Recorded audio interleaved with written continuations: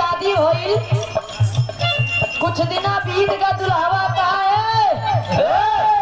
हमके जानत नहीं खे हम कितना दया करत हई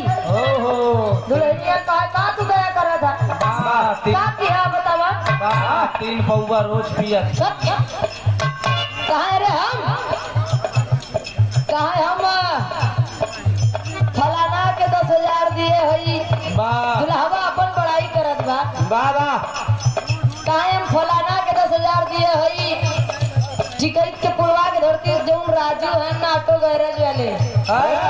उनका 10,000 दिए हई जौन बिहावा गावत है बलवंत गुरुजी इनका 15,000 दिए हई